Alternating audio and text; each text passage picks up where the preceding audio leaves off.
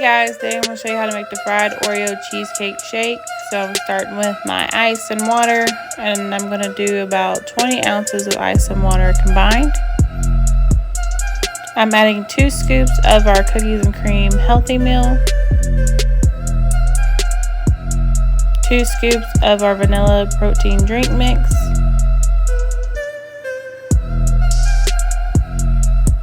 I'm adding some butter extract, and some cheesecake pudding mix. And then I'm going to let that blend. Then I'm putting some crushed up chocolate graham cracker in the bottom of the cup.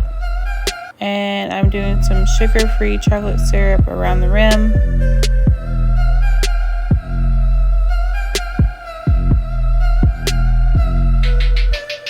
Then I'm going to add my shake. Top it with some whipped cream.